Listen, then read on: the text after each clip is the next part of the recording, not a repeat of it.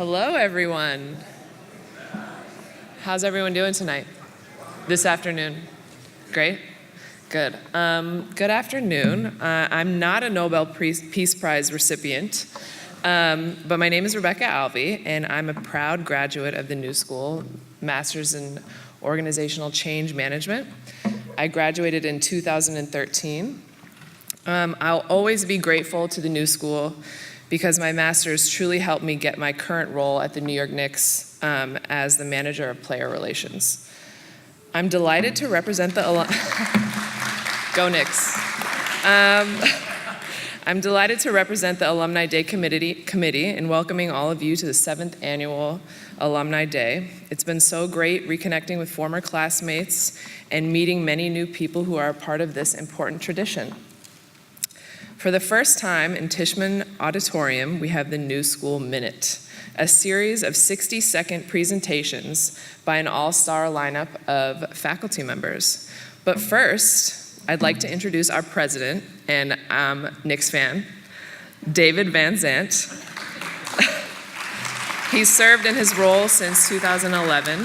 Throughout his tenure, he has advanced a progressive vision for the New School that elevates the university's core values of creativity and social engagement and connects them to the work being done across the campus. We're lucky to have him leading our alma mater. Thank you, Rebecca. Thank you. Wow. Thank you very much, Rebecca, and welcome to everyone. How many people here, raise your hand, is this the first time to the Alumni Weekend? Great, good. That's fabulous. Well, our Alumni Day Committee has worked very hard to put this together. So I think seeing all those hands goes up is a real credit to them. So could all of our Alumni Day Committee members raise their hands?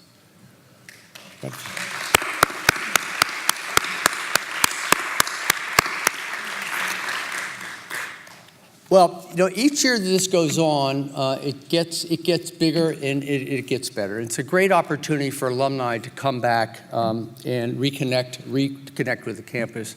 This year we had a record number of registrations, over 900, and it's been going up every year. So I'm very pleased about that, because when I first arrived in 2011, I don't think we had one of these that year. And the next year we probably had 150 or so register. So we're making good progress. Part of that, of course, is because the New School network is growing. It's now global. And it's obviously there's some people who just can't make it back here because it's a long ways away. I was in China a couple of weeks ago with some of our team doing some admissions work and meeting some alumni. And it's amazing the reach we have all around the world. I just want to say to all of you, please feel free, please to come back and visit. You're welcome here at any time. Hopefully you have your alumni cards to get in and out of the building when you come back. If you don't have that, let us know. It's just great to see all of you. And the school, I think, continues to have a big impact on society. We are constantly hearing news about alumni who have been honored with Grammys and Tonys and countless other industry awards. If you were here a little earlier, you heard Ray Atchison from politics, who won the Nobel Prize as part of the International Committee to Abolish Nuclear Weapons. Ray, where are you? Just want you to raise your hand. Oh, there she is up there. Let's give her a hand. And just a few weeks ago, another alum, Rachel Kadzigansa, a Lang alumni from the class of 2006, received a Pulitzer Prize for feature writing. So that's tremendous.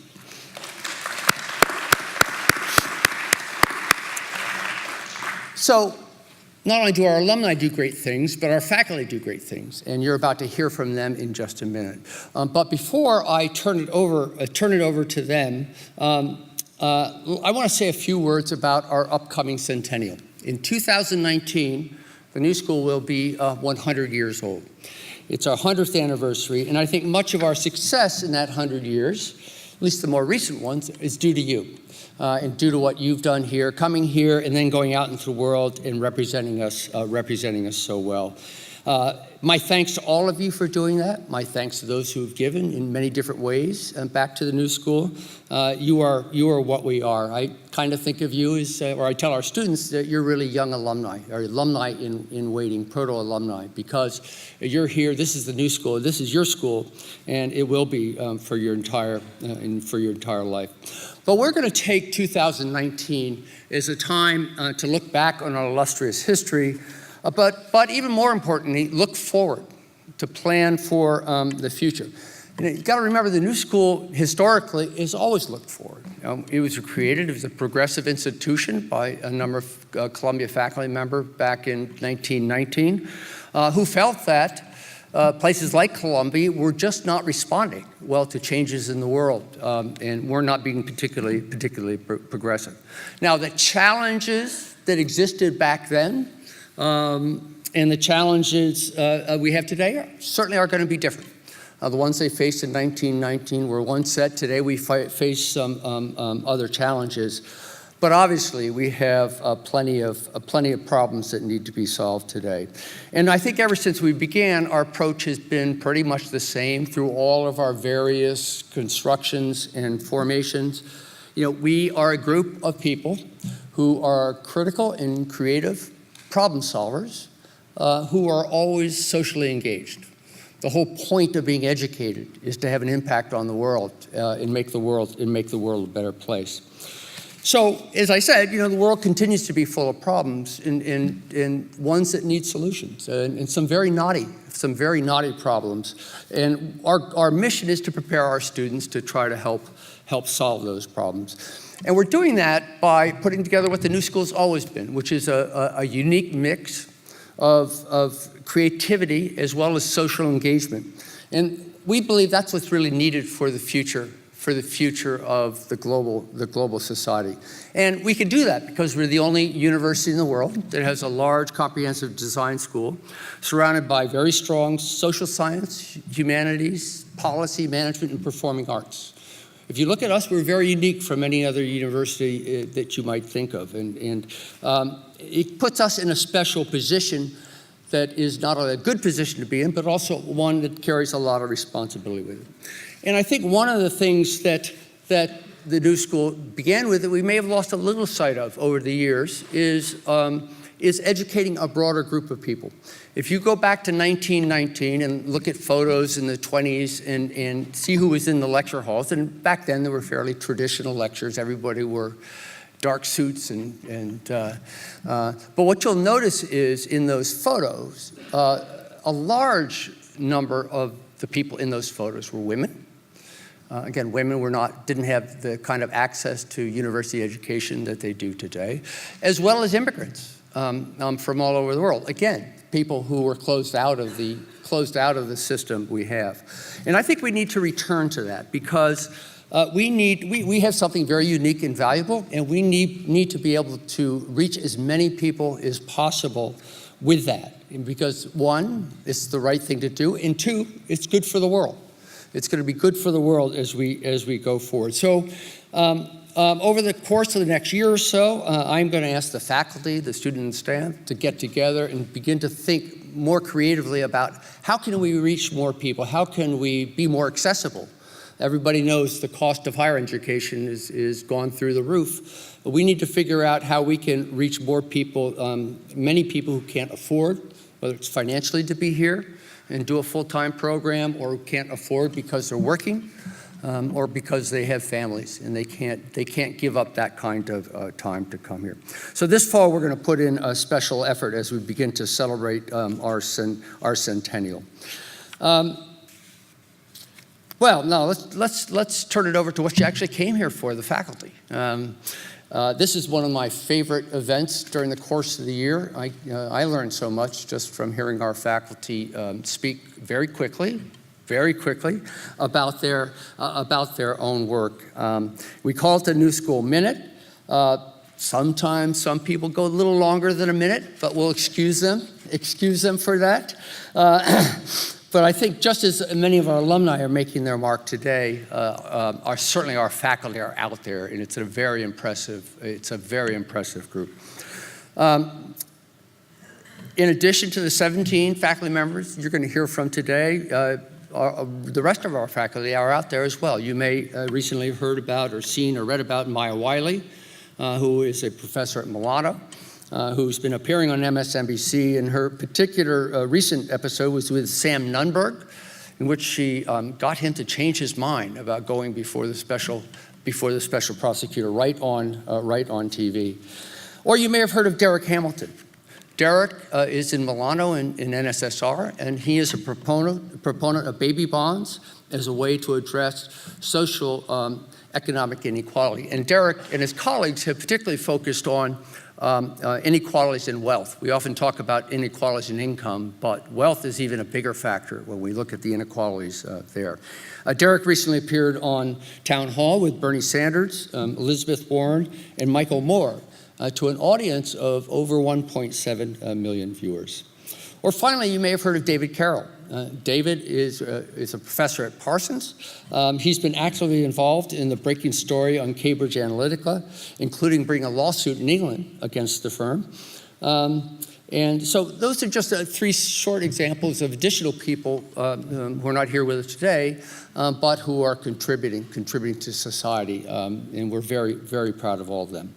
But now, let's go back to the faculty we have here today. Let me turn it over to our drama alumnus, Brennan Lowry, who will try to be the MC of this and keep it in orderly fashion, right? I'll try my best. All right. Thank you. Thank you. Good afternoon, everyone. I am easily the least important, impactful person that you'll see today, so don't worry, all right? Wow, 2019, 100 years. Let me get any alum of the class of 1923, hands up. No? They must have had other plans. I'm sure they're very busy. So today, as he said, you'll be seeing the New School Minute alumni and wonderful professors and faculty coming up and talking about the things that they're doing in this world. My name is Brennan Lowery. I'm a proud alum of the class of 2014, the New School for Drama, MFA, which means I am a working actor, which also means I have a very important request of you. For those of you that feel in the giving spirit today that want to donate, please make your checks out to me, Brennan Lowry. That's B-R-E-N-N. No, I'm kidding. I do all right. I get to pursue my dreams. This school has been so important to me because it gave me an opportunity to pursue a dream of mine that I've had for a very long time. And so I think that's what the faculty will be speaking to, and that's what I think a lot of you feel and why you're here. So thank you to all of you for sticking around and being here for the last event of the day. As I said, you'll be seeing 60 seconds roughly, which means that's about 53 seconds longer than most of you pay attention to anything in today's society. In fact, many of you are up there probably wondering right now, who is that guy, where am I, and what is my own name? Don't worry. You'll have all the answers to those questions. All I ask is that you pay attention. Please make sure your phones are off. We don't want to interrupt the precious time that they have, so put them on vibrate, silence. I say silence, vibrate, come on, that's kind of loud sometimes. So just make sure your phones are off, guys. And I'd love to introduce our very first presenter, Daniel Mahalik, with his presentation, Product Design is a Work of Genius.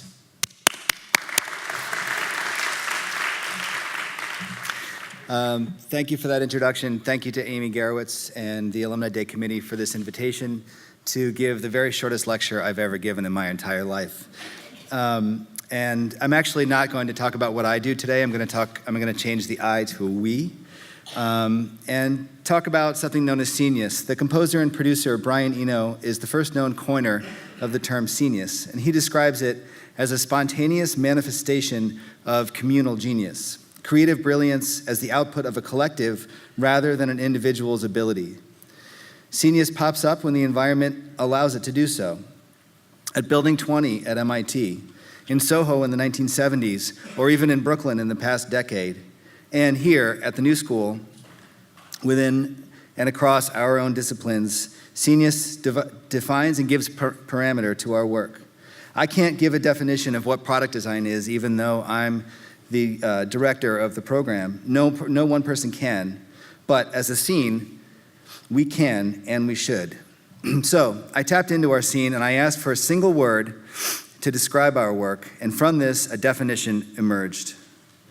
Product design is a future exchange tenacious potential of family, empathy, and interaction, manipulative, as in manipulative, adaptive learning, Kaizen, or change for the better, a clock, cinematic, Meraki, or something done with love, everlasting connection, metamorphosis, iteration, consideration, invention, and solution, living imagination, perpetual indispensability, redundant, imperative, subjective, holistic.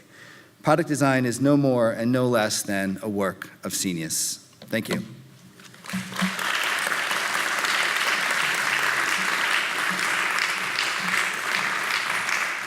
Thank you so much, Daniel.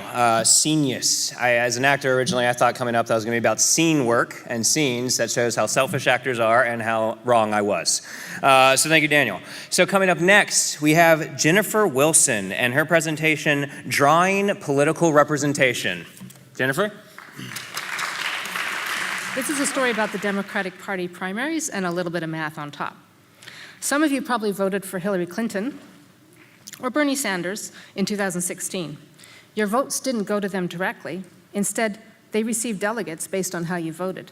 Hillary Clinton won because she had the most delegates. I'm kind of simplifying. Here's an example of how the process works.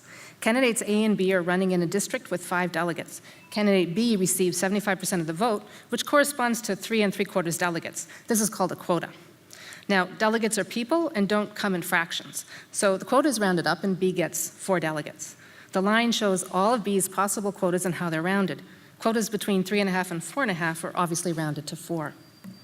At the bottom, you see the results for both candidates. Notice as you move to the right, B gets more delegates, and as you move to the left, A gets more. Now, what if you have 3 candidates? Here's what it looks like. Points along the bottom are where C receives no votes and A and B split all the delegates. Points on the left side are where B receives no votes and A and C receive all the delegates. You get the idea. Points in the middle are where all 3 candidates receive some votes. The points that are labeled, are all the election outcomes where the quotas are whole numbers and no rounding is necessary. But what about the points in between? Rounding is more complicated when there are 3 candidates and there are different ways to do it. The Democrats use a method named after Alexander Hamilton, who, when he wasn't singing and dancing, was thinking about the same problem in 1790 as he was calculating how many members of Congress should get for each state. In this method, if an election outcome falls on a point anywhere in the hexagon, the quotas are rounded to the numbers at the center of the hexagon. But there is a wrinkle. So party rules say that any candidate receiving less than 15% of the vote gets eliminated. Suppose this happens to candidate C. Then the election outcome is projected down to the bottom edge of the triangle where just A and B receive delegates. Now look at the shaded region near the bottom. Maybe you can see a point marked by a star. It's in the 3-2-0 hexagon, but if C is eliminated, it moves to the 4-1 region. So what happens is candidate B goes from 2 delegates down to 1. Can you see the star there? Right. So what's the end result? It turns out that eliminating a weak candidate has actually hurt a stronger candidate. So maybe this is not such a good election method. So what should the Democrats do? Maybe they should try other rounding methods. There are several possibilities, including this one, named after Thomas Jefferson. Thank you.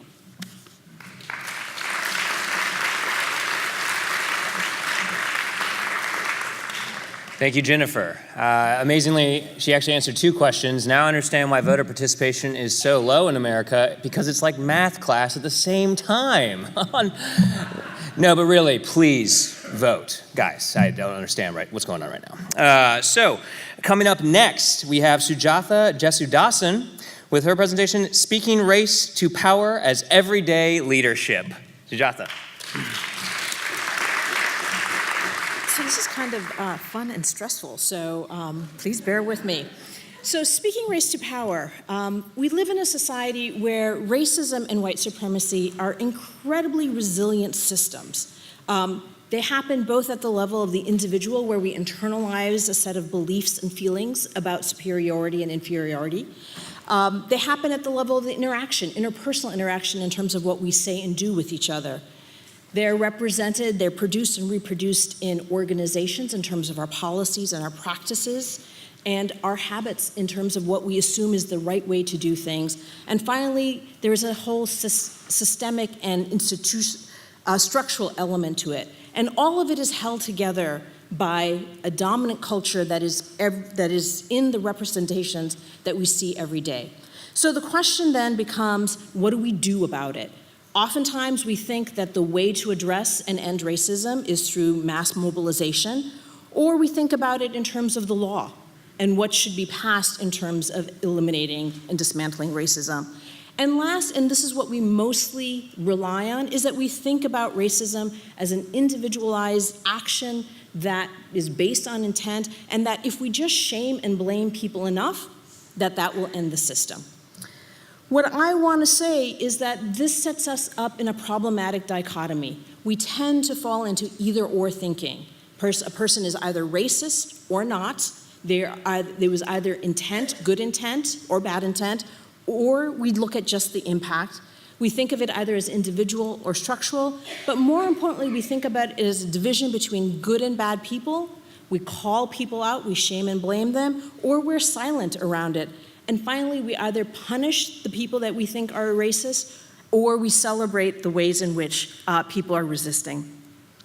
But what do we do when it is the people that we work with, the people that we associate, our family members, our community members, the people who are on our teams who have the internalized beliefs around it, where it shows up in terms of interpersonal interactions, where they are good people who are on our team, on our side, share our beliefs, and yet invariably say or do something that reproduces racism and impacts people in racist ways. So what I want to offer is another way, a way for dealing with racism where we do all make mistakes. If this were easy to fix, we would have done it by now. The only way to figure this out is by trial and error. We have to fail and learn, and we have to find forgiveness for when we do make mistakes. And finally, and this is the opportunity, this is the invitation, is how do we build relationships through this conflict? So I offer and teach a model of what I call calling in. So instead of calling people out, shaming and blaming them, how do we call them in? Call them into understanding and awareness of their behavior and their beliefs, call them in with empathy, curiosity, compassion, and finally, how do we call people into partnership so that we can solve this problem together? Because reinforcing the two camps is not going to get us where we need to be. So if we think about dismantling racism in everyday work through calling in, it really is about conversations. It is about calling each other in, having those difficult conversations, but most importantly, it's about talking about racism, dismantling it, and building partnership at that intersection of the individual where our beliefs, behaviors, and actions show up, but that it intersects with the systems and organizations that we work in.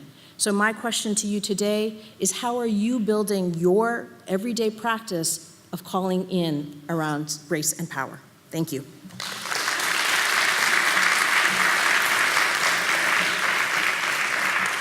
Thank you, Sujatha. That was beautiful. I think it's a great system, and it takes away from me, it's a new idea of calling in as opposed to just calling in dominoes, which is usually what I do. So thank you so much. That's great.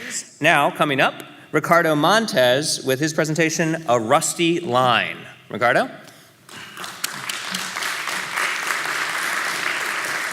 When the show Art Aids America opened at the Tacoma Art Museum in December of 2015, activists, taking inspiration from ACT UP, staged a die-in to protest the lack of representation of artists of color in the exhibit. New School alum Kia LaBeija, a photographer and performer, spoke openly about feeling trapped in the show's design. Her black body displayed as a token, a nod to some fantasy of inclusion. Also included in the show was a bronze altarpiece by Keith Haring. Often described as Haring's final piece before his death in February of 1990, the triptych has always felt to me like a recasting of the Paradise Garage, that legendary Soho dance club, through a classic form of Christian art. These are the Black and Latinx bodies with whom Haring danced and in whom he found the greatest inspiration for the production of his line. A line that vibrates with a centuries-long history of cross-racial contact and white desire for brown bodies. The particular edition of the bronze that traveled with the exhibit showed signs of oxidation, as the object asserted a life of its own against containment. This rusty line signals something both defined by and in excess of white supremacist renderings of history.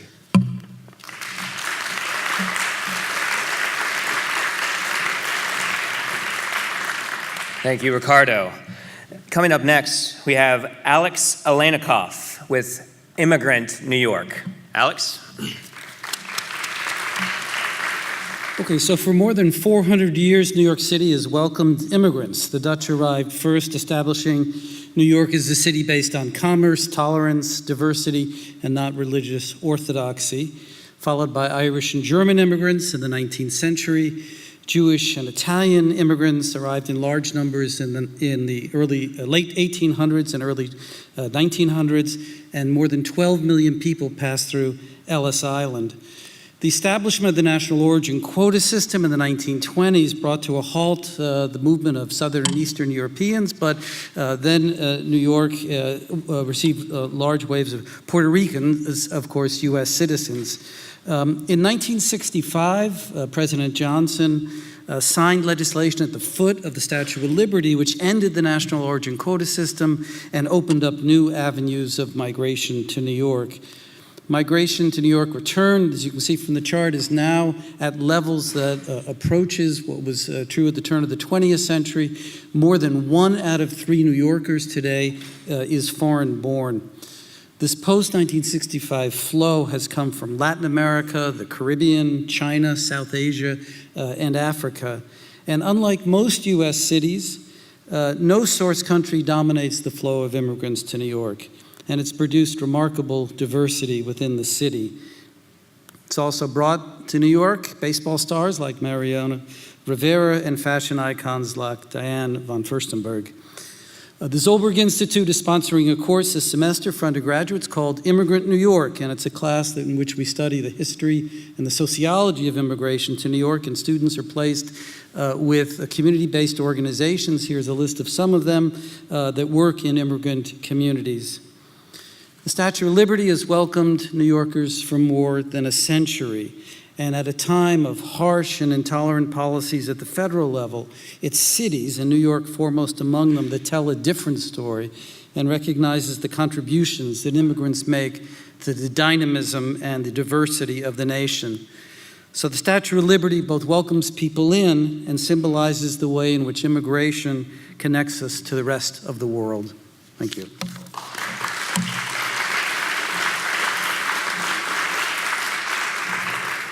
Thank you, Alex. I find that really moving. My own grandparents on my mom's side came from Poland and Russia many, many years ago to America, and so it's something special to know that, we're all welcome here, and it's an idea that I think we'd all further and do better to carry on. So thanks for that.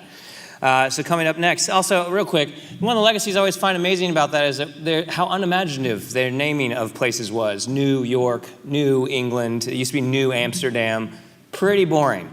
So I put forward an idea real quick. I say, come up with a new name for the state and city of New York. All right, tweet it out using the hashtag Alumni New School. Send out your new name, and we will officially, David Van Zandt agreed to this, he will send out an executive decree renaming the city of New York. That can happen today. You all have a lot of power in your hands. So come up with a new name for the city of New York, and we can wipe away that colonial history. All right?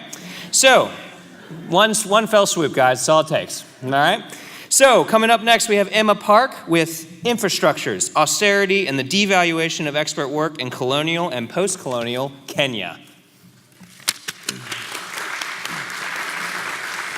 I want you to hold this image in your head as we move to my field site, Kenya, and I introduce you to Nyawira. She works as an M-Pesa agent for Safaricom, Kenya's largest and most profitable corporation. While once simply a communications company, today Safaricom is most renowned for M-Pesa, which is touted as the new technological frontier in financial services. This is because it enables mobile-to-mobile money transfers in Kenya, a place where the reach of financial and other infrastructures is incomplete at best. But M-Pesa itself is by no means a purely technological infrastructure. It relies on people like Nyawira, whose work is that of both systems maintainer and knowledge worker. Nyawira's work involves myriad things, including signing up new users, collecting their ID and mobile numbers, explaining how the system works, mitigating the infrastructure, mitigating and helping fix the infrastructure in context of breakdown, as well as recording every transaction that takes place at her shop. And yet, despite the central role that Nyawira plays in making the network hang together, as it were, she is not recognized as a knowledge worker or as an expert. Instead, systems builders refer to people like Nyawira as human ATMs. While this vision of humans as technological prosthetics might seem new, Nyawira's story is but the most recent in a longer historical trajectory, I argue, one that has repeatedly seen the devaluation of African expertise and has elided the central importance of the same in enacting large-scale infrastructures. Unique material conditions in tandem with durable policies of austerity have demanded this. Under these conditions, African experts based in Kenya have been responsible not only for mobilizing their cultural and linguistic expertise, but their labor and their bodies, their skill and their acumen have been mobilized to close the gap between the developmentalist ambitions of the state and these material realities. So my current work tracks both the importance of this work, of this expert labor, and the processes of devaluation by exploring three infrastructures in the making: roads in the interwar period, radio broadcasting in the post-war period, and M-Pesa, this digital financial service, in the present. I argue that these continuities in devaluing the central importance of African technological contributions, right, these continuities that connect the 19th century to the present, signal the durability of representational practices that situate Africa as a place outside of histories of technology, of Africa as a place without technological expertise. I think that locating these silenced forms of expertise offers a means of unbraiding what sociologist Alondra Nelson has described as the pernicious racist duality wherein, and now I quote, "Blackness gets positioned as always oppositional to technology-driven chronicles of progress by documenting the historical truths of Black participation in technological development." I believe we can begin to unravel that myth. Thank you.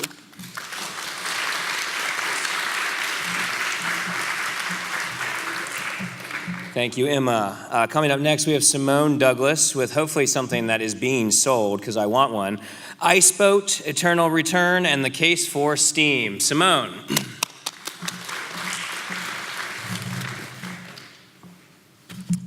Thank you. Unfortunately, it's going to spend a month melting, so yeah. I want to acknowledge the magnificent alumni here today. I was thinking about a quote by Yeats, which is, and you all know it, that education is not the filling of a pail, but the lighting of a fire. And I thank you for the fires that you've lit, and it's a great privilege to be part of the faculty who are lighting the fires that follow behind you.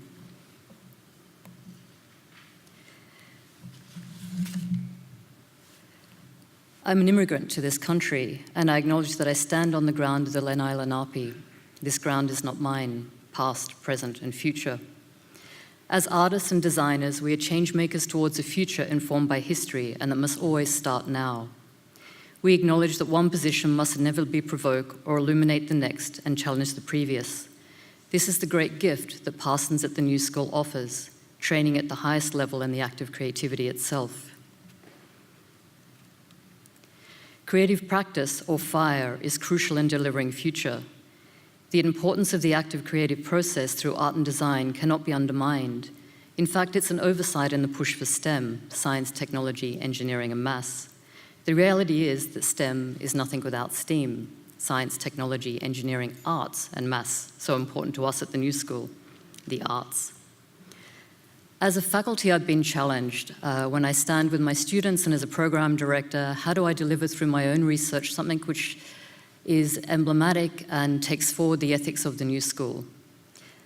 So while I was standing under the sky that you see in front of you, somewhat magnified, I was thinking about something I speak about in some of my lectures, which is this is an image made using the Hubble telescope. A telescope was pointed, camera into the darkest part of space, and over 3 days, out of the nothingness of darkness came light. And so 3 days worth of exposure showed us that there was a part of the universe which existed some time ago, had long ceased to exist, was traveling across time, landed on the photographic plane, and keeps traveling forward, past, present, and future. So standing in this landscape half a world away, I was grappling with this and the problematic of Indigenous history and its intersection with colonial future. With the sketch, I came up with the idea of iceboat. Succinctly, iceboat will be a 120 feet boat, or a wing if you like, made of ice, which will spend a month melting back into the desert. Essentially, it's an act of apology. It returns the vessel of immigration to the land from which it came from and returns water to a desert where water was taken out by, let's say, naive farming at the time. In its footprint, it leaves a trace or an arrow of red wildflowers that grows behind it. So I was standing in the desert, wondering how I would go forward with this, and it's a cold climate desert, and I was able to by using the local clay, make a mold, put some water from a passing rainstorm and freeze it overnight, and hence the first iceboat. What you see here are the models that I've been making over a period of 4 years, getting larger and larger and larger. What I found that over the process of a day, the ice tracks the heat of the sun, and so this became a process about environment and climate change. It melts towards the sun, self-rights in the day. As you can see there, it casts the sun in a reflection of itself on the ground, and then melts back towards the sunset, self-righting overnight and into the night. And then came the conundrum of how do I, as an artist, resolve the great architectural and engineering issues with making a 120-foot boat made of ice that would melt back into the land. These are the wildflowers. It will have an outcome, hopefully here in New York, which will be a boat made of electromagnetic rods, which will pull moisture from the air and knit itself as a ghost skin of a boat. And they'll be live streamed into both hemispheres. So as one boat devolves back into the land, the other makes itself. An act of two suns crossing each other across the globes of the hemispheres. I commenced working with engineers and architects to problem solve the issues of sustainability in relation to this. Every material used in this project will be returned. I worked with issues of scale. I found when I thought I was making a 40-foot boat made of ice that was too small in a landscape like that, and it rapidly became 120 feet. And I must acknowledge my colleague here, Lucille, for this wonderful piece of design.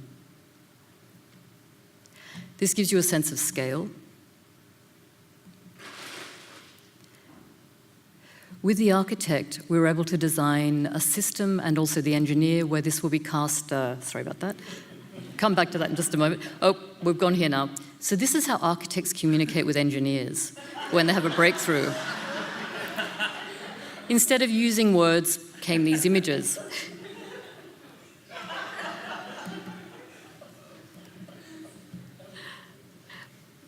Yes, news to me as well.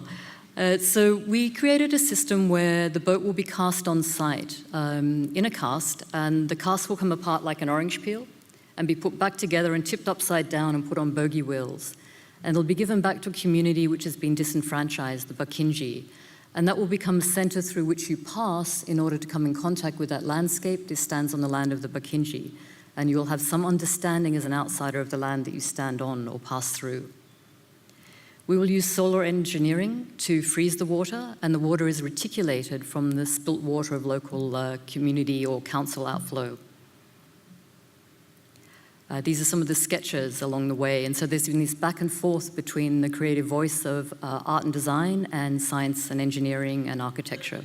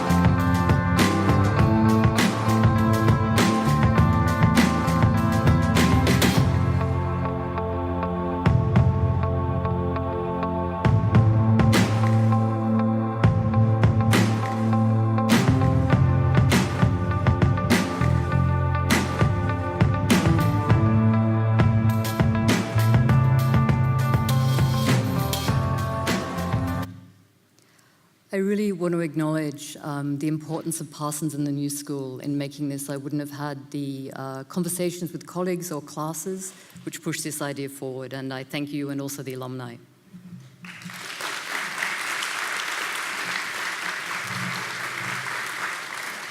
Thank you, Simone. I definitely find that more beautiful than the slowly melting piles of garbage that we're used to in New York. So I think that'd be very inspiring to a lot of people. Thank you. Coming up next, we have Charles Allison with Should the U.S. government, specifically the Department of Energy, be in the venture capital business? Charles. Thanks very much. I appreciate this opportunity. Let me give you a little idea of what the venture capital business looks like. So when you have venture investments, out of every 100 investments that venture capitalists make, 95 of them fail. 5 successes. It's kind of interesting being in a business that you know from the beginning that 95 of the billions of dollars that you spend are going to go nowhere. But that talks about the impact of the 5 investments that you do make. So is it important to be smart or lucky when you're in the venture business? I think it's important to be a little bit of both. So instead of trying to boil the ocean and talk about the whole US government and whether the government should be in the venture capital business, I'm looking at really one sector, one specific program, and a finite set of companies that received quite a large amount of US investment. I'm just curious, how many people here believe in climate change? Oh, thank goodness. What a good audience here at the New School. I'm so relieved that as many hands went up. So our world is warming up to a new generation of energy storage solutions enabled by nanotechnology. A123 systems. Now, I'm not going to explain battery technology. I'm not going to talk about the intricacies of nanotechnology, but I will say that back in 2009, the Department of Energy awarded to 48 companies $2.4 billion. The idea was to stimulate business, jobs, green jobs, and growth around the idea of electric vehicles. Now, I think everyone has heard of electric vehicles, and it's not about the vehicle itself, it's about the battery. How long does the battery last? How long does it take to charge the battery? How useful is that battery over time? How do you dispose of the battery when you're finished with it?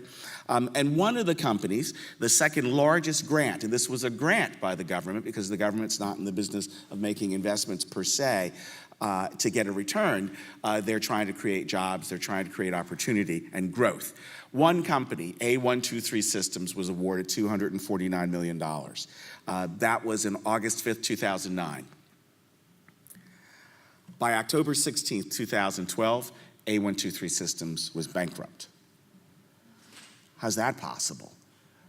It wasn't about capital. They had a lot of capital. They had a lot of investors. They had a lot of intellectual property, all the things that the venture capitalists will tell you need. But remember, out of 100, 95 are not going to succeed. And even if it's large numbers that we think protect us from mistakes, and having the right partners, the right lawyers, the right management teams, the right backers, you still have to be a little bit smart and a little bit lucky. So what I'm going to do is, a bunch of those companies have not succeeded. So the ones that have, there are about 36 that are left. So I'm going to follow the money. I'm going to look at the surviving companies and look how well they've done. I'm going to investigate each one and see if that investment, that grant money that they received from the US government really did help them through research and development, through product development. So did that original $2.4 billion, was it money well spent or money poorly spent? I'm looking forward to sort of finding the answer to that by following these 36 companies for the next several years. That's kind of what my research is for now. So thank you.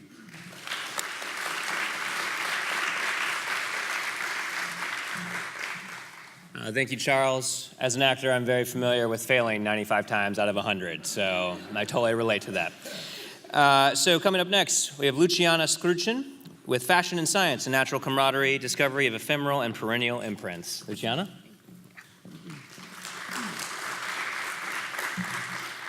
So from what I've been told by family, I arrived at an appreciation and love of materiality and textiles at quite a young age, which is quite possibly innately prompted me to move into, or to look into venturing into different avenues to discover solutions for sustainable practices in fashion, sustainable practices across textile research and development, what it means, I would say, on a commercial side to what one might frame as a crafting side to textiles or sustainability, or one who not necessarily doesn't work in a commercial side of fashion.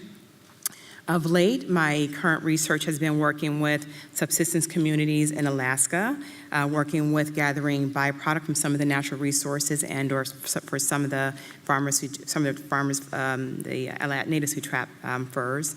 Also looking at these materials from the biology, their performance, the material side of it, and then secondly, working with those materials to prototype new textiles, new dyes, new biological cultures, and different ways of looking at a fashion system with coping and applying these different types of materials together.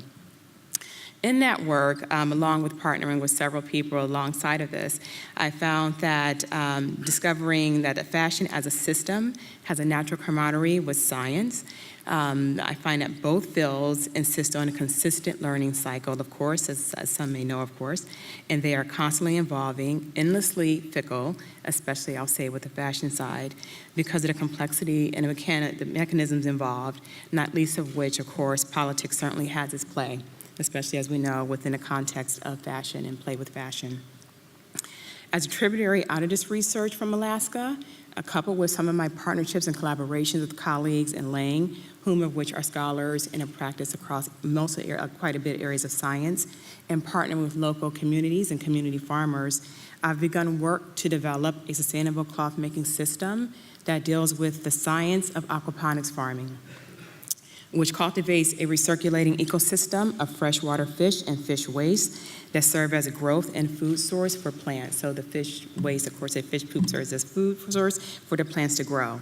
My work in this area is taking a look at the bacterial byproduct, growing dye-based plants such as indigo or woad, growing fiber-based plants such as cotton or possibly linen, working with some of the bacteria from that fish waste and from the dye plants to color these materials and or to tan some of the skins from the fish waste as an alternative to leather or leather from animals that does not arrive from a byproduct. And looking at this to develop also a new system of textiles, a new system of looking at textile research and development, also keeping in mind what an economic growth might be in this particular area, what scalability might be in this area, and also looking at what the wearer, or from perspective of one who wears, who looks at clothing in particular ways, as we all look at clothing, how we dress in many different ways, looking at what does infirmio and permanio actually mean when you're trying to look at it from a framework of sustainability. What's important? Is it important the aesthetic of what you're wearing? Does it matter if you're working with something or wearing something in a context of organic that it actually fades or disappears over time? Or is it more important or more necessity that the life cycle of design is how you engage with the clothing and where it came from? Thank you.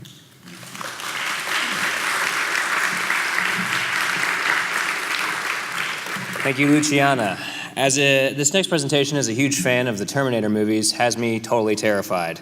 Please welcome Peter Acero with Saving the World from Killer Robots and Stupid AI. Peter? Oh, thank you very much. In 1969, when she was a faculty member here at the New School, Hannah Arendt wrote a short book entitled On Violence. In it, she writes, and I quote, "No government exclusively based on the means of violence has ever existed.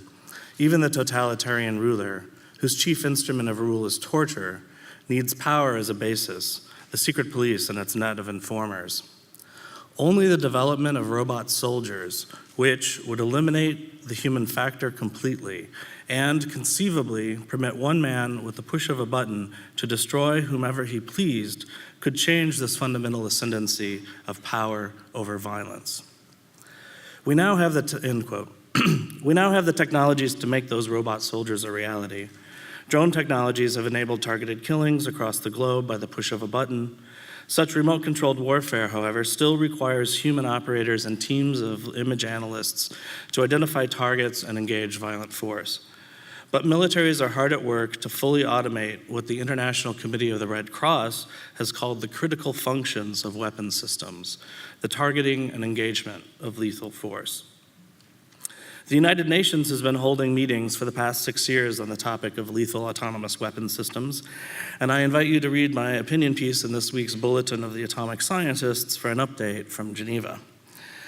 As part of the civil society campaign to stop killer robots, I have been honored to work with such organizations as Human Rights Watch, Amnesty International, and many others, and alongside inspiring activists, including Nobel laureates Jody Williams and the New School's own Ray Aitchison, who we heard from earlier today.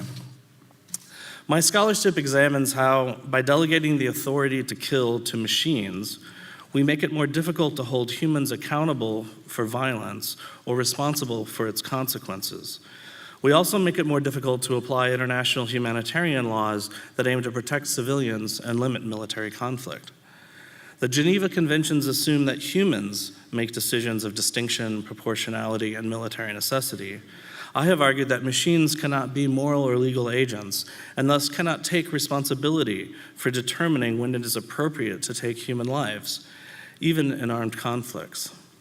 As such, it is an affront to human dignity to delegate such authority inappropriately to a machine. Such machines are not capable of lawful killing, but only mechanical slaughter. Autonomous weapons will also raise a host of practical problems, from costly and destabilizing arms races to hacking and security vulnerabilities, to empowering small groups of people or even individuals to unleash massive levels of destruction and kill in great numbers, constituting a new kind of weapon of mass destruction. But the right to life is only one of the pressing human rights issues raised by the spread of artificial intelligence and autonomous machines. We are on the cusp of a world of self-driving cars and delivery drones. We are rapidly automating the decisions that will determine our opportunities and the courses of our lives, from credit scores and loans to employment and promotion decisions, from access to healthcare and social services to exercising our rights of citizenship, to vote and to travel, from which neighborhoods the police patrol, who they stop, and the length of criminal sentences, from college admissions to who has access to scholarships and student loans. Many of these algorithmic decision-making processes are using historical data, poisoned by numerous biases and reflective of long-standing structural inequalities. In a society, removing the biases of gender and sex, race and religion, ethnicity and language, age and ableism, and class and wealth from our technologies and from the data that they collect will be one of the most important technical and social challenges that we will face in the coming years. This is stupid AI. And if we fail to teach it what kind of society we want to live in, it will amplify the inequalities and injustices we have long lived with to new levels we cannot yet fathom. And it will do this under the cover of technological progress, the statistical objectivity of data, and in ways that make it increasingly difficult to scrutinize and to hold accountable. Even as automation displaces our labor, citizenship and the protection of human rights and dignity in the age of robotics and AI will not be a leisurely pursuit. We have a lot of work to do.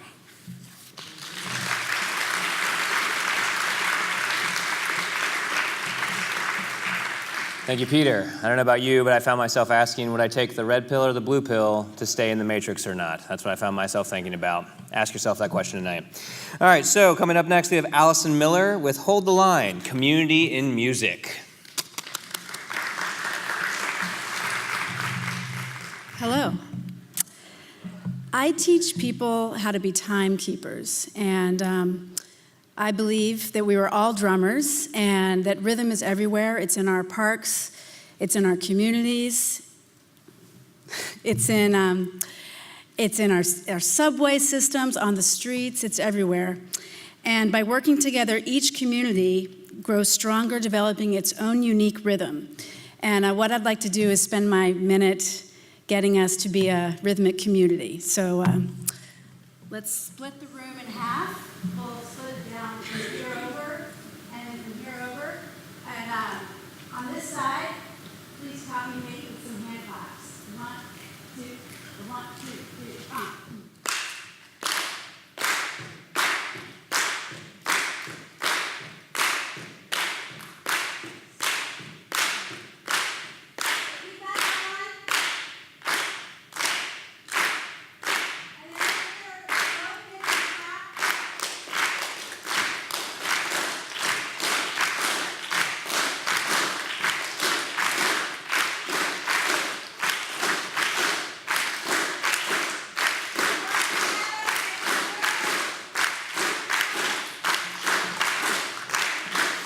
So everybody work together to keep it grooving.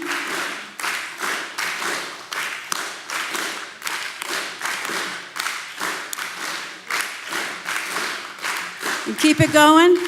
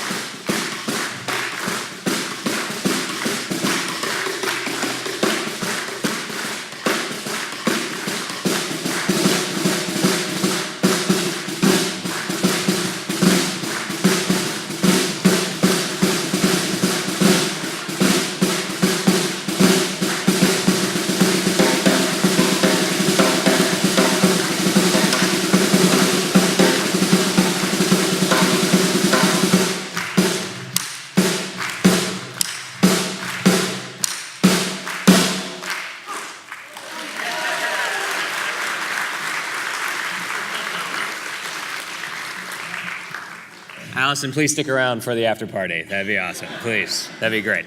Coming up next, please help me welcome Shaylon Costello with How Did I Get Here? I'm from drama. I don't have slides. Storytelling, truthful storytelling. Yes. So if you pass an acting studio over at drama, you might hear a teacher say something like, "Where did you just come from?" Or, "How do you make this more personal or more specific?" This is a question to get our young artists a little bit closer to the truth.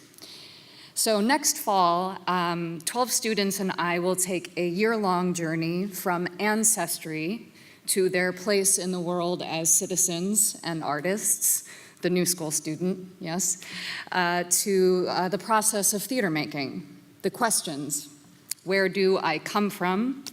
How did I get here? The participants' ancestors will be the source material and the voices from which we will build our narrative.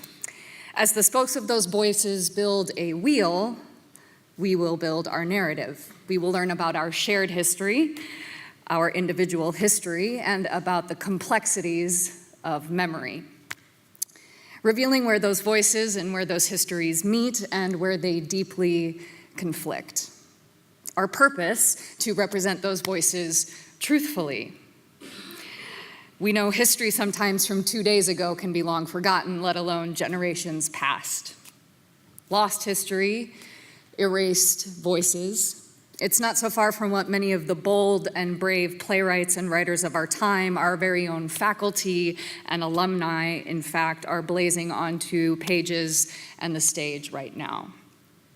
So it's my hope that this class next year takes us into an even larger question that seems to face us daily. How did we get here, and how do we keep getting here? Again and again. Brave in our questions, hopefully rigorous in the pursuit of our answers, and a space to sometimes not know, and graceful enough to learn how to listen, most likely to the ancestors that are not our own, and let them be our best teachers. This will culminate in a main stage that will be presented at the end of the 2019 semester in the spring. And something that I was taught through my MFA at this university is that storytelling forwards us. And it's my privilege to throw that back to the students in the BFA, so that storytelling forwards us. And with this project, it's my hope that we present that. Storytelling moves us forward. Thank you.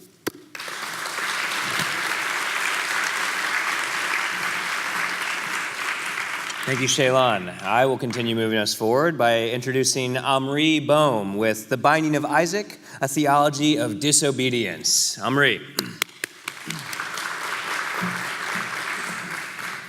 All right. Consider this well-known command. Take your son, your only son, whom you love, and go to the land of Moriah and offer him there for a burnt offering. Here's the question: must Abraham obey his God? The story of the binding of Isaac is familiar. If not for the intervention of the angel, Abraham would have killed his son. Here's a text of that famous moment on the mountain. And Abraham bound Isaac his son and laid him on the altar upon the wood. And Abraham stretched out his hand and took the knife to slay his son. But an angel of Jehovah called to him from heaven and said, Abraham, Abraham. So he said, Here I am. And he said, Do not lay your hand on the lad or do any harm to him. For now I know that you fear God, since you have not withheld your son, your only son, from me. And Abraham lifted up his eyes and looked, and behold, behind him was a ram caught in a thicket by its horns. And Abraham went and took the ram and offered it up for a burnt offering instead of his son. The theological message is clear. Obedience to God precedes ethics. In Judaism, the theology of obedience has come to symbolize the core of Jewish existence. In Christianity, Abraham's obedience prefigures the crucifixion. It is because Abraham was willing to sacrifice his only beloved son, Isaac, that God actually sacrificed his only beloved son, Jesus of Nazareth. But I'd like to argue that these theologies of obedience reflect a profound misunderstanding of the biblical text. Using philological tools on which I cannot expand in a minute or in 3 minutes, I've shown that the verses in which the angel of Jehovah appears, allegedly stopping Abraham at the very last moment, just before he kills Isaac, were in fact interpolated into the text by a later biblical editor. Without these verses, you discover what we may call the original story of the binding of Isaac, and it is one very different from the one that you have known. So here's a famous moment on the mountain again, but without the angel. And Abraham built an altar there and placed the wood in order, and he bound Isaac his son and laid him on the altar upon the wood. And Abraham stretched out his hand and took the knife to slay his son. But then Abraham lifted up his eyes and looked, and behold, behind him was a ram, caught in a thicket by its horns. And Abraham went and took the ram and offered it up for a burnt offering instead of his son. Abraham sacrifices a ram instead of Isaac on his own initiative. Biblical faith, by contrast to Jewish or Christian theology, conceived the relation to God, that is, to the absolute authority of the Almighty, as one of radical disobedience. I'm done.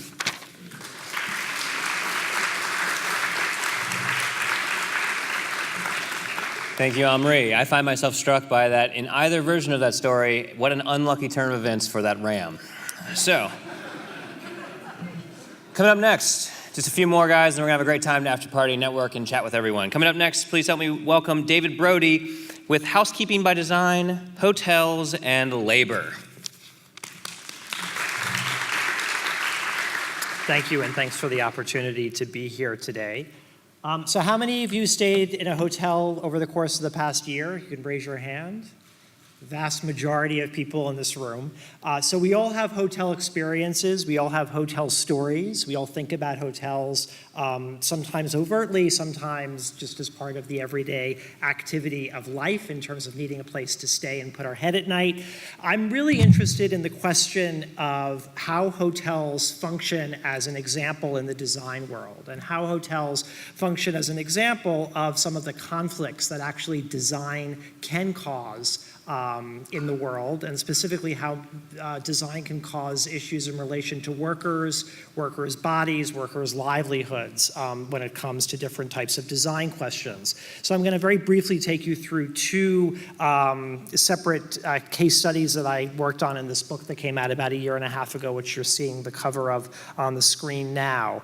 One type of design issue that I focus on in the book is the way in which the material layout of the room, like typically when we think of design, right, we think of the physical world manifest. Material culture is what we often refer to it as. And one place where I did some work on this was in Chicago, at the Hyatt Regency in Chicago, which is a hotel with over 2,000 rooms, where I bet you some of you have probably stayed. We're sitting in this auditorium today. And the hotel did a renovation in 2011, and interviewing housekeepers, I learned about a lot of the labor conflicts that came out of this renovation, the renovation choices which led to decisions which actually were physically affecting the bodies of workers, the way positions of beds were affecting them physically when it came to the very act of, for example, bed making, which is obviously integral to the work that housekeepers do at hotels. And then the other place that I just briefly want to mention, welcome to the island of Kauai. If you ever get to do research in Hawaii and have your university fund your trip there, I highly recommend it. Thank you, David. This is the Sheraton on Kauai, and the other facet of design that I'm very much interested in, besides the material facet of design, are issues related to what's called service design, which focuses on things like workflow systems and how it is that work is divided up. And what I found on Kauai was that the design decisions around a specific green program, a sustainable program that Starwood Hotels put out called Make a Green Choice, where you could opt out of housekeeping for several days, which sounds like a progressive, wonderful idea, right, to those of us who have left-leaning politics. It certainly is something that's always appealed to me. However, what I learned on Kauai and also on Oahu was the difficulty and the complexity that these green decisions were causing to the housekeepers who had to cope with this program in terms of lost wages, in terms of the state of the rooms that they found and the denigration to the design upkeep of the room after them not being serviced for so many days. So I leave you with this final thought, and I'm already well over time, but the next time you stay at a hotel, think about some of the ways in which the design that surrounds you in these very overly, sometimes very well designed, but sometimes very overly designed, and sometimes maybe not thoughtfully designed spaces, can lead to some complexity in terms of not only labor conflict, but also the individuals who are tasked with the idea of maintaining those overly designed spaces. Thank you.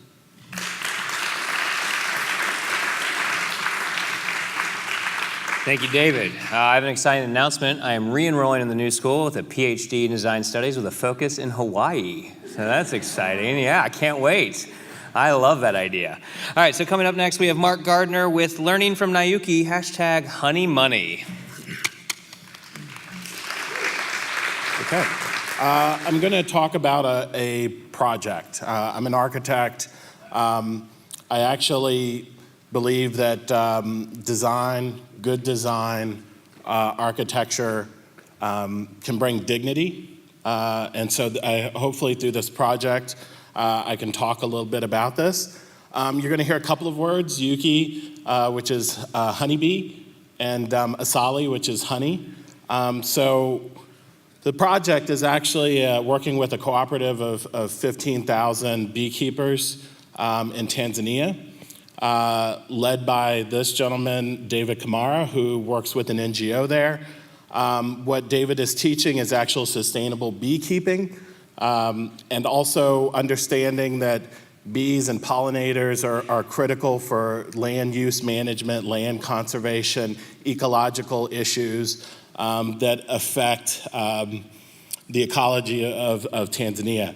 The other partner is Mary Canning with Follow the Honey. Beekeepers do love their puns. Beeple, she would have me say. So she actually works with a lot of the beekeepers as well. You can see here a group of women. They like to say, you know, they run their own businesses and the bees do the work. So this is the project. It's actually a facility, a central hub that would allow the beekeepers to all come together in a central place to learn from one another, to actually do studies with local universities, to look at the bee populations. The African bee has not been affected as badly yet as the European bee, only really because some of the factors such as pesticides and the varroa mite have yet to affect them. but with climate change and changing techniques in farming, they will. So this is the project. This is a rendering of it. A lot of people think, oh, look, it's all done. No, it's not done yet. We have a long road in front of us, but this is what I mean by hopefully a place that will create a sense of dignity for these people. I think they all are in remote locations, and so when they come together, they actually understand the value of what it is that they do. And so in this, there would be a market, a facility to allow them to extract the honey, to make bee products, classrooms. They want a history center so they can keep track of the industry and how it's grown in their country. We also have it as an opportunity to use sustainable techniques, water catchment, ventilation, natural ventilation, to cool. Also that it be of the place. And so the materiality of it is also, we would make bricks in an industrialized form on site, using the very ground that this place is to be built in. And I'll run through just some images of what the project is. And hopefully we'll start to see some of this come together in 2019. The partners are there currently on site, starting to work out some of the details. And I'll end with Asante Sana. Thank you.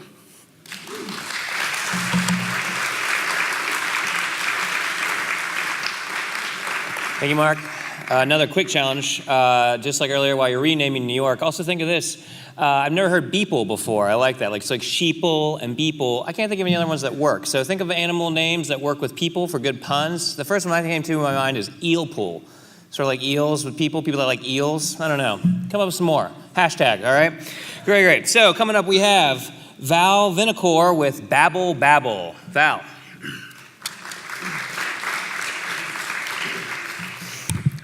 Thanks. Eel pull. I like that. Okay, let me see if I can operate this. Okay, so I'm going to spend 2 minutes talking about a book that took me about 4 years to translate. This is the book right here. I edited, translated it, selected 72 stories by Isaac Babel. And I annotated it as well. There's about 50 pages of annotations. And I also included illustrations by the late Soviet painter from Odessa named Yefim Ladozhensky, and you'll see a couple of those illustrations in these slides. Anyway, so in the spring of 1920, Isaac Babel, a short, asthmatic 25-year-old Jew from Odessa, joined the Soviet Red Cavalry as it rampaged through Ukraine and Poland. Now, why would a nice Jewish boy with glasses ride with the Cossacks? Was it, as a friend would ask him, to touch the merchandise in the store where death is sold? To which Babel is said to have replied, I never touch. I just like to go inside now and then to see what it smells like. Babel had an artist's instinct for sniffing out life and death, for placing or imagining himself amidst every possible cultural and moral contradiction. I left Moscow as a child in 1978. A decade later, I was a bored teenager working in the mailroom of a large downtown Miami law firm, secretly reading Babel's tales of Odessa gangsters in raspberry wingtips, Cossacks in tall boots and black cloaks, thorns of supposedly detached prose getting caught in my skin.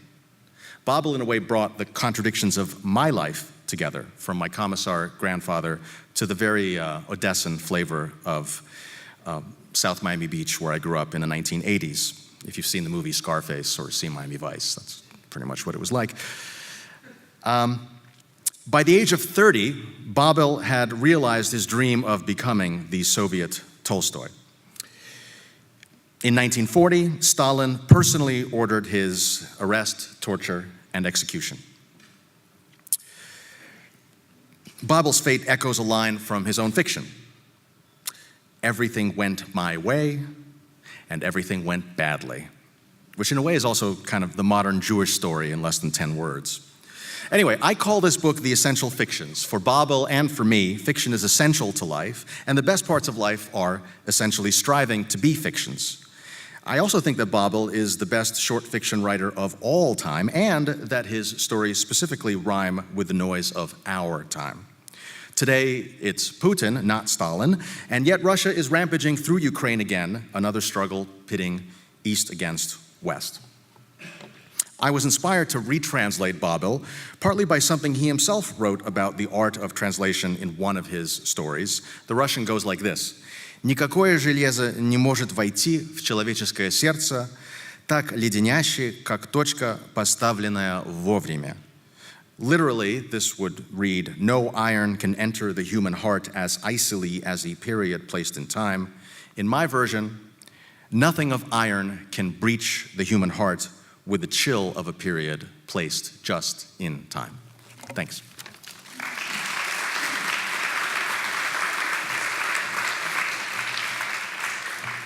Up next, we have Lucille Tanasis with The Designer as Cultural Nomad, or I'm a Good Traveler, but a Bad Tourist. Lucille. Hello. Thank you for having me here. So let me just tell you where I came from. I was in San Francisco for 20 years, where I taught at California College of the Arts. And so you can imagine when I landed, when I came to New York, where I actually was here in the early 80s, the horizontality of California gave way to the verticality of New York. So I'm a good traveler, but a bad tourist. So let me go back to where I came from. I think you know the difference between what a traveler is and what a tourist is.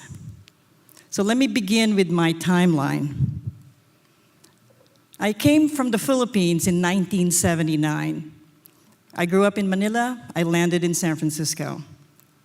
I went to CCAC, and then I took my portfolio to Michigan, where I went to Cranbrook Academy of Art in 1982. And I was introduced to Charles and Ray Eames. I actually had a chance to give Ray Eames a tour of Cranbrook. As a young designer, everybody wants to go to New York because it's a city that pushes you over the edge. And I think as young people, we have to go to places that push us over the edge. So I decided to come here in 1982. But then, 3 years later, one of my teachers from San Francisco asked me to return to teach in San Francisco. And I said, you know, I'm not ready to leave New York, but at the same time I thought, I don't want to leave New York and leave in a huff. And maybe New York will be here anyway, and I can always return. So I left in 1985, and I realized 20 years later, there was an opportunity to return, but through a side trip to Rome. My husband was a photographer, who is a photographer, was given the Rome Prize, and so we lived in Rome for a year with 2 of our kids. After Rome, we decided not to return to San Francisco, and it was one of those decisions where you say, okay, if you're packed up, why don't you just continue with the adventure? And we did. So we came back in 2006. So this is where I'm from. Some of you may not know the Philippines, or some of you know it, but you may not know it's made of 7,000 islands. And there are over 120 dialects. And so from that, I think my interest in language was born. I'm a designer, but I look at linguistics in a way that is visible. So when I applied to Cranbrook from Manila, I was rejected twice because I sent this picture. And at the time, you could submit your photograph actually in your application form, and now it's illegal. So when they saw this picture, they probably looked at me and they said, and actually I found out, they said, you know, Lucille, with that hat, with that smile, you must not be serious. So I decided to return. I said, you know, I'm going to come back with a vengeance. You rejected me halfway around the world. I'm going to return.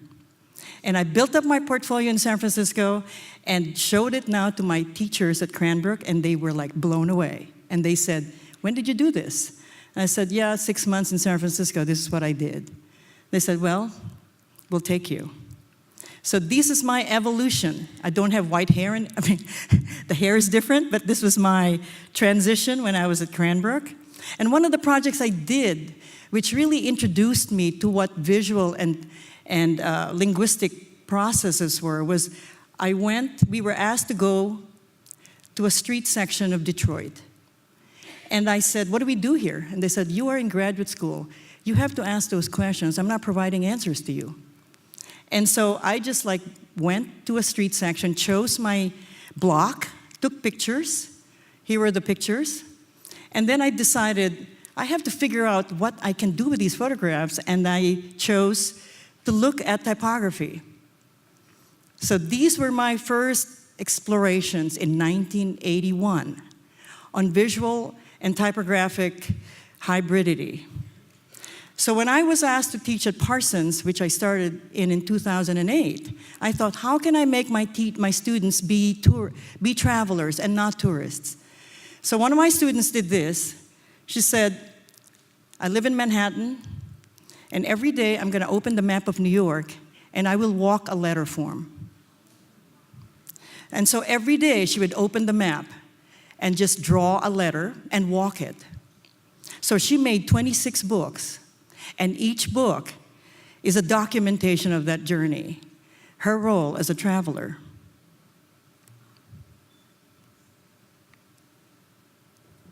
And one of the projects I've been doing of late is I tell my students to go north, south, east, west, and I divide the class. Your group goes north up to 23rd. You go east as far as 4th Avenue, you go west as far as the West Side Highway, and you go south as far as Washington Square. And they say, what do we do? You have to figure something out. It was the same question that my teacher told me, the same project I was given in 1981 when I had no answers. And she said, as a designer, you have to sometimes look for those questions because that is what you're supposed to do. And so it's a little bit unnerving for my students to say, what am I going to do if I go north? So one student said, you know, Lucille, I'm just going to ask people, when was the last time they talked to their mom? And I said, you know, that's a little tricky. Because what if they don't have a mom? And what if they don't talk to their mom? I mean, that happens, right? You don't want to put them in uncomfortable positions. And she said, oh, okay, I get it. Think about it. What can you ask people who you are asking for a second? And what do you ask them? So she said, I have an idea. I'm going to ask them, what reminds you of home? So here is the book, 50 New Yorkers who were asked, what reminds you of home? And I'm going to read just one because I thought that was wonderful. One woman said,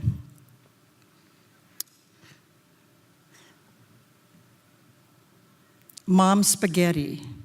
She said, I have to design a recipe for spaghetti and meatballs. Ingredients, number 1, mom. Number 2, spaghetti. Number 3, meatballs. Number 3, tomato sauce. Number 1. Next one, salt. And then she reads, I don't know if I can read this. Watch mom boil large pot of water. Add salt and spaghetti until al dente. Anyway, towards the end, she says, put on Frank Sinatra and enjoy dinner with mom. So that was a book. I'm going to show you now my position at Parsons through this business card. I am the Henry Wolff Professor in Communication Design. And who was Henry Wolff? He was an Austrian designer who came to the United States, and he's called the grandfather of American magazine design. This is what I call my official card. And this is my other card, which is my visual identity. But I want to end with this quote that my teacher, Catherine McCoy from Cranbrook, said. And this is what always inspires me when I tell my students, just walk up the street. Don't bring your phone and don't bring your computer. Because designers who design like machines will be replaced by machines. And it is not the digital, but the intuitive, and not the measurable, but the poetic, and not the mechanical, but the sensual that humanizes design. And I hope in 30 more years, I will see them and they will tell me, Lucille, I'm still a designer. Thank you.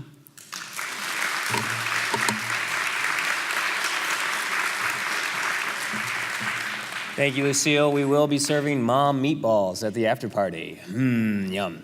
So our final presenter of the evening, please help me introduce Frank Nimhauser with Singing in Our Lives. Frank.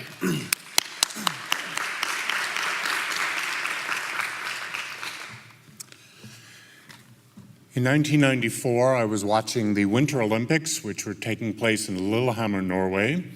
The TV network was doing some slice of life stories about Norway, specifically small town Norway, and they went into a pub, and there were all these drunken Norwegians singing Norwegian folk songs, and I thought, oh my God, they were together, they were in tune, I could tell what the melody was. This is clearly a culture that values singing. Whereas in this country, all too often, if you get a group of people singing happy birthday, if you didn't know what the melody was, you wouldn't know what the melody was. So I thought, much like Allison had us all clapping, I'm gonna have us all singing as a way to round this out. So we have 4 songs, we probably only have time for 3 of them, and I'll start and you guys just join in, all right? She'll be coming round the mountain when she comes. She'll be coming round the mountain when she comes. She'll be coming round the mountain. She'll be coming round the mountain. She'll be coming round the mountain when she comes. Swing low, sweet chariot, coming for to carry me home. Swing low, sweet chariot, coming for to carry me home. All right, now everybody to the right, my arm is going to sing She'll Be Coming Around the Mountain. Everybody to the left is going to sing Swing Low. Okay, here we go. 1, 2, 3. She'll be swing low, sweet chariot, coming for to carry me home. She'll be coming around the mountain, sweet chariot.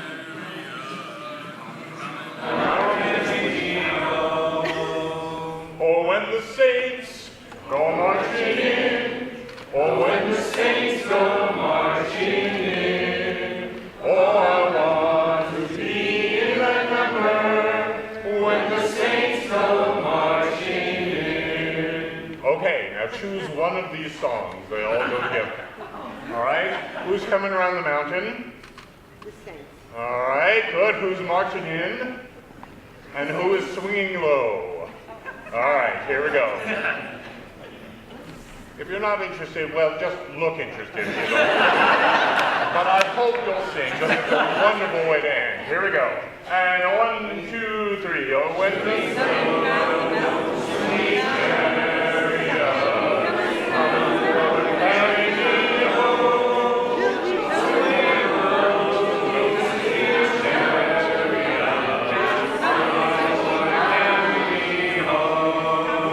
Thank you very much.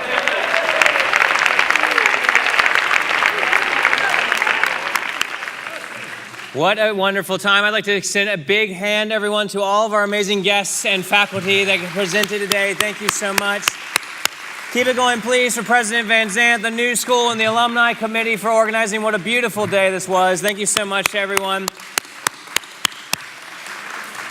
And now, let's be completely honest to the part that we all really came here today for, the after party. Ladies and gentlemen, it will be happening right here on this stage. There will be refreshments, drinks, and nibbles. All we ask, please do not take any food or drinks into the chairs. This is a new space, a new theater. Please don't take any food or drink in the chairs. You're more than welcome to lounge up there and hang out if you'd like. Please no food and drink. Otherwise, network, say hello, talk, go drum some drums, go build an ice boat. I don't know, whatever you feel inspired to do, and have a wonderful rest of your day. Thank you so much.